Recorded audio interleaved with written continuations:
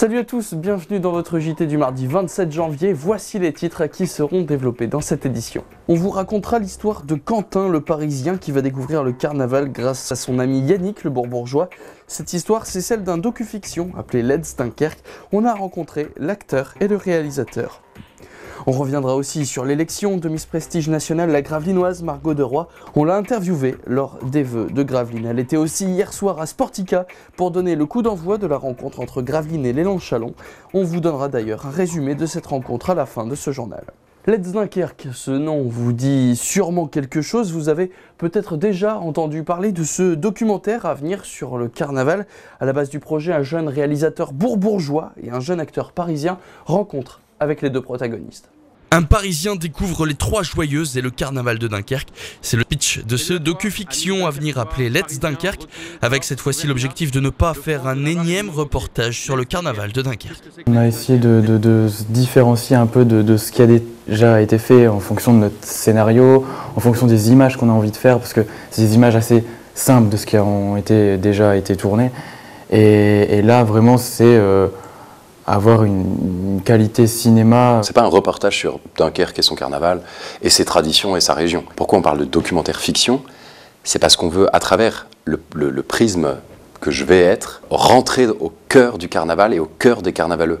Rassurez-vous, amis puristes du carnaval, ce Let's Dunkerque ne sera pas non plus l'histoire d'un touriste qui débarque à l'improviste dans la bande. C'est en même temps respecter et connaître les règles. Et je suis en train de les apprendre, pour pas être complètement perdu, mais à la fois je me laisse du champ libre et Yannick me raconte pas exactement tout, quoi. J'ai envie qu'il découvre en même temps, j'ai pas envie de tout lui dire, tout lui étaler, et comme ça, parce que s'il arrive là-bas puis qu'il connaît déjà tout, qu'il sait tout, bien sûr il doit connaître les bases, mais après c'est aussi une découverte. Et si aujourd'hui Quentin et Yannick font le tour des médias locaux, c'est pour faire connaître leur projet bien sûr, mais aussi pour trouver des financements. À partir de 5 €, il y a des contreparties à tout ça, qui sont, nous, on s'engage à offrir des DVD, à faire des projections, à des invitations, même à venir faire chapelle pendant le tournage pour les gens qui sont du Dunkerquois ou aux alentours. Et l'idée, c'est qu'on a besoin de 4 500 €. Ça paraît énorme. On veut vraiment offrir une œuvre d'art cinématographique, on a besoin de louer du matériel. Et 4 500 € aujourd'hui, il nous reste 15 jours, et on est à 2 600 €. Si vous souhaitez les aider dans leur projet, vous pouvez vous rendre sur leur page Ulule. Let's Dunkerque serait lui diffusé en juin prochain. Âgée de tout juste 19 ans, la Gravelinoise Margot de Roy a donc superposé les écharpes de Miss Gravelines, de Miss Flandre et tout récemment de Miss Prestige nationale. De retour sur sa terre natale vendredi dernier, elle revient au micro de Delta TV sur son sacre avec Emmanuel de Becker. Je voulais remercier tous les gens qui m'ont soutenu pour arriver jusque-là. Je suis très contente de représenter Gravelines et ma région sur le plan national. Et merci à tous. Passer de l'anonymat à la célébrité en quelques jours est un changement brutal lorsque l'on ne s'y attend pas. C'est bizarre, pour l'instant je réalise pas, mais quand je vais me voir dans les magazines, je pense que je vais réaliser. D'abord, comment vous avez vécu cette élection et qu'est-ce que ça vous apporte, ce prix ? Depuis plus d'une semaine, Margot de Roy a enchaîné les interviews. Oui, alors pour l'instant j'ai fait 2 plateaux télé, donc j'ai fait plateau de Non-Stop People. Ensuite j'ai fait plateau de France 3 Lille. Ensuite j'ai fait beaucoup d'interviews pour la radio, donc par téléphone pour l'instant. Et oui, photo officielle, tout ça. Être Miss Prestige nationale sous-entend d'avoir un agenda de ministre. Alors moi je vais essayer de continuer mes études. Cette semaine j'ai pas eu le temps d'aller en cours, donc je venais juste de reprendre mon 2e semestre. Et apparemment les manifestations se dérouleront le week-end, donc j'aurai peut-être sûrement le temps d'aller en cours, normalement. Et après je vais aller dans toutes les élections régionales pour les élections régionales, donc il y en a 30. Et je vais assister aux 30 normalement. L'année prochaine, Margot de Roy s'envolera pour la Chine afin de décrocher 2 autres titres.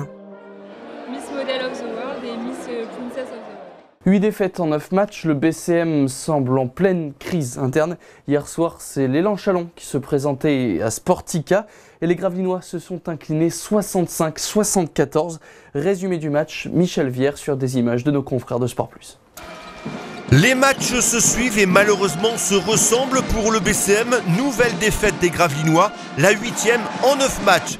Et ce n'est pas faire offense aux Chalonnais de dire que les joueurs de Jean-Denis Choulet étaient plus que prenables lundi soir. La meilleure preuve, l'entame de match des Maritimes, conquérant à l'image d'un Papsi redevenu celui du début de saison.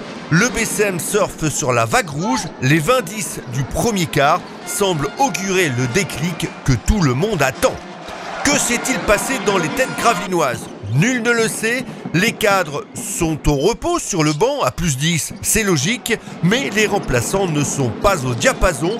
L'écart fond comme neige au soleil, les Chalonnais engrangent de la confiance et rentrent des gros shoots. Le deuxième quart-temps est catastrophique et encore, le mot est faible, 10-29 entre la 10e et 20e minute.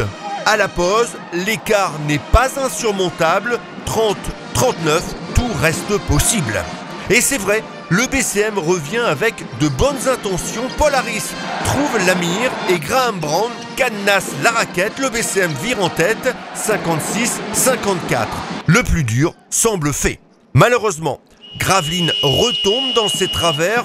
Mauvais choix offensifs, perte de balle, tir précipité, largesse défensive, n'en jetez plus. Chalon n'en demande pas tant et Jason Rich et Scott Suggs ne se font pas prier pour crucifier le BCM qui ne peut que constater les dégâts. Score final 65-74. Il va falloir réagir rapidement, très rapidement même. On attend une réaction, un sursaut. Le calendrier qui arrive n'inspire aucun gage de sérénité. Déplacement à Nancy samedi avant la réception du Mans et de l'Asvel. Messieurs, à vous de jouer. Voilà, c'est la fin de ce journal. Merci à tous de l'avoir suivi. Tout de suite, vous avez rendez-vous avec votre plein phare préparé par Emmanuel Depecker. Quant à nous, on se retrouve jeudi pour un nouveau JT. Très bonne soirée à tous sur Delta TV.